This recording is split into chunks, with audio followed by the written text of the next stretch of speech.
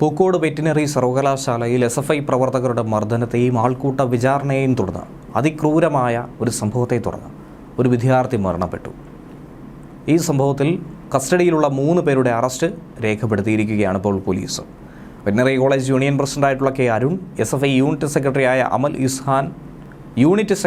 അമൽ ഇഹ്സാൻ, union അംഗമായ ആസിഫ് ഖാൻ എന്നിവരുടെ അറസ്റ്റാണ് ഇപ്പോൾ രേഖപ്പെടുത്തിയത്. ഇതോടെ കേസിൽ അറസ്റ്റിലായവരുടെ എണ്ണം 10 ആയിട്ടുണ്ട്. ഇനി 8 പേരെ പിടികൂടാനുമുണ്ട്. ഈ സമയമാണ് SFI ചെയ്തിരിക്കുന്ന നീചമായ മറ്റൊരു പ്രവൃത്തിയെക്കുറിച്ചുള്ള വാർത്ത പുറത്തു വന്നിരിക്കുന്നത്. വളരെ മൃഗീയമായ പരസ്യ വിചാരണയെ തുടർന്ന് തന്നെയാണ് സിദ്ധാർത്ഥ് എന്ന ചെറുപ്പക്കാരൻ വിദ്യാർത്ഥി ജീവനൊടുക്കിയത്. ആ സിദ്ധാർത്ഥിൻ്റെ വീടിന് മുന്നിൽ തന്നെ ഒരു ഫ്ലെക്സ് ബോർഡ് വെച്ച് ക്രെഡിറ്റ് അടിച്ചെടുക്കാനാണ് SFI സംഘം ശ്രമിക്കുന്നത്. ഒപ്പം ഇതിനെ നീതീകരിക്കാനും SFI ഒരു തരത്തിലുള്ള ശ്രമം നടത്തുന്നുണ്ട് എന്ന് വേണം മനസ്സിലാക്കാൻ. ഇങ്ങനെ ബോർഡ് സ്ഥാപിച്ച് SFIയും CPMും എന്ത് സന്ദേശമാണ് ജനങ്ങൾക്ക് നൽകുന്നത് എന്നുകൂടി വ്യക്തമാക്കിയാൽ നന്നായിരിക്കും. SFI പ്രവർത്തകൻ സിദ്ധാർത്ഥിൻ്റെ മരണത്തിൻ്റെ ഉത്തരവാദികളെ നിയമത്തിന് മുന്നിൽ കൊണ്ടുവരണമെന്ന ആവശ്യമാണ് ഈ ഫ്ലെക്സിൽ ഉന്നയിച്ചിരിക്കുന്നത്. ഇതിലൂടെ തന്നെ സിദ്ധാർത്ഥിനെ SFIക്കാരനാക്കി മാറ്റുകയാണ് അവർ ചെയ്യുന്നത്. സിദ്ധാർത്ഥിൻ്റെ മരണത്തിൽ കോളേജ് യൂണിയൻ പ്രസിഡന്റ് അടക്കമുള്ള SFI പ്രവർത്തകർ പോലീസിൻ്റെ പിടിയിലായ സാഹചര്യത്തിൽ സിദ്ധാർത്ഥ് SFI പ്രവർത്തകൻ കൂടിയല്ല എന്ന് കുടുംബം ആണയിട്ട് പറയുമ്പോൾ സിദ്ധാർത്ഥിനെ SFIക്കാരനാക്കി സാധാരണ വിദ്യാർത്ഥികളാൽ കൊല ചെയ്യപ്പെട്ടു എന്ന രീതിയിൽ സാഹചര്യങ്ങളെ മാറ്റി എഴുതാനാണ് SFI ഇതിലൂടെ DYFI ഇതിലൂടെ ശ്രമിക്കുന്നത്.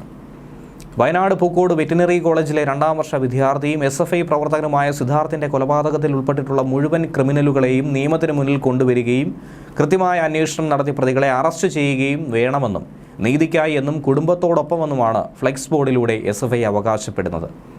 ക്രിമിനലുകളെന്ന് കൃത്യമായി അവർ തന്നെ അഭിസംബോധന ചെയ്യുന്നത് SFI പ്രവർത്തകരെയാണ്, SFI നേതാക്കളെ തന്നെയാണ്.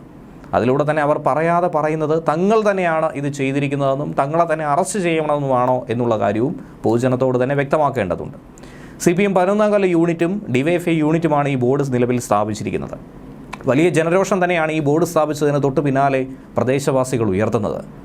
അരിങ്കൊല ചെയ്തതിന് ശേഷം, മൃഗീയമായി പീഡിപ്പിച്ച് കൊല ചെയ്തതിന് ശേഷം ആ വീടിന് മുന്നിൽ തന്നെ റീത്ത് വയ്ക്കുന്ന സ്വഭാവമാണ് SFI DYFI പ്രവർത്തകർ ഇപ്പോൾ കാട്ടിയിരിക്കുന്നതെന്നാണ് പൊതുജനം പ്രതികരിക്കുന്നത്. DYFIയുടെ ഈ ഫ്ലെക്സിനെതിരെ രൂക്ഷ വിമർശനവുമായി സിദ്ധാർത്ഥിൻ്റെ അച്ഛനായ T. ജയപ്രകാശ് തന്നെ രംഗത്തെത്തിയിരുന്നു. മരണം പോലും മുതലെടുത്തുകൊണ്ടാണ് DYFI ഇപ്പോൾ രംഗത്ത് വന്നിരിക്കുന്നതെന്നാണ് അദ്ദേഹം കുറ്റപ്പെടുത്തുന്നത്. പല തവണയായി ഈ ബോർഡ് മാറ്റാനായി അവരോട് ആവശ്യപ്പെട്ടു.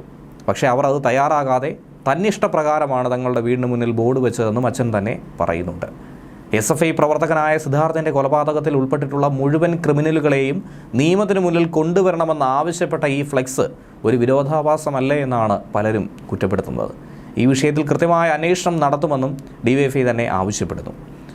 സിദ്ധാർത്ഥിനെ SFIയിൽ ചേരാൻ പല തവണയായിരുന്നു അവർ നിർബന്ധിച്ചത്. പക്ഷേ അതിനവർ തയ്യാറായിരുന്നില്ല, അവനതിന് താല്പര്യമില്ലായിരുന്നുവെന്ന് സഹപാഠികളും കുടുംബവുമൊക്കെ എടുത്തു പറയുന്നുണ്ട്. ഈ പശ്ചാത്തലത്തിൽ കൂടിയാണ് സിദ്ധാർത്ഥ് എന്നത് SFI സംഘടനയിൽ പ്രവർത്തിക്കുന്ന ഒരാളാണ്, തങ്ങളുടെ കുടുംബത്തിൽ ഉൾപ്പെട്ട ആളാണെന്നുള്ള അവകാശവാദം കൂടി ഉന്നയിച്ചുകൊണ്ട് ഒരു ഫ്ലെക്സ് ബോർഡ് വിവാദമായി മാറിക്കൊണ്ടിരിക്കുന്നത്. കഴിഞ്ഞ മാസം ഫെബ്രുവരി 18-ാം തീയതിയായിരുന്നു സിദ്ധാർത്ഥിനെ ഹോസ്റ്റലിലെ കുളിമുറിയിൽ തൂങ്ങി മരിച്ച നിലയിൽ കണ്ടെത്തിയത്.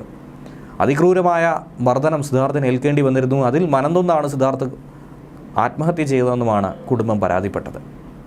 ഇതൊരു ആത്മഹത്യയല്ല, മറിച്ചൊരു കൊലപാതകം തന്നെയാണ് എന്ന കാര്യത്തിൽ ഒരു സംശയവും വേണ്ട. പോസ്റ്റ്മോർട്ടം റിപ്പോർട്ടിലും മർദ്ദനമേറ്റ കാര്യങ്ങൾ വ്യക്തമായി പറയുന്നുണ്ട്. മനംമെടുത്ത് തന്നെയാണ് ആ ചെറുപ്പക്കാരൻ ആത്മഹത്യ ചെയ്തിരിക്കുന്നത്. സമാനതകളില്ലാത്തൊരു ക്രൂരത തന്നെയാണ് സിദ്ധാർത്ഥിനെതിരെ അന്ന് ആ ഹോസ്റ്റൽ കെട്ടിടത്തിനുള്ളിൽ നടന്നത്. 130 വിദ്യാർത്ഥികൾ കാണുകയെ സംഭവിച്ചത്. അതിനെതിരെ ഒന്ന് ശബ്ദമുയർത്താനോ വിരൽ ചൂണ്ടാനോ ആരും തന്നെ തയ്യാറായില്ല എന്നുള്ളത് ഏറെ ലജ്ജാവഹമാണ്. സുഹൃത്തുക്കളെന്ന് പറയാൻ പോലും അവർക്ക് അർഹതയില്ലെന്നാണ് ഈ ഘട്ടത്തിൽ ഓർമ്മിപ്പിക്കേണ്ട മറ്റൊരു വിഷയം. ഹോസ്റ്റൽ നടുമുറ്റത്ത് വെച്ച് ആൾക്കൂട്ട വിചാരണ നടത്തിയാണ് ആ ചെറുപ്പക്കാരനെ ആ 130 പേരും കൊല ചെയ്യാനായി കൂട്ടുനിന്നത്. ആരും സഹായത്തിനെത്താത്തൊരു നിസ്സഹായ അവസ്ഥയിൽ തന്നെയാണ് മനമെടുത്ത് അവൻ ആത്മഹത്യ ചെയ്തതെന്ന് വേണം കരുതാൻ.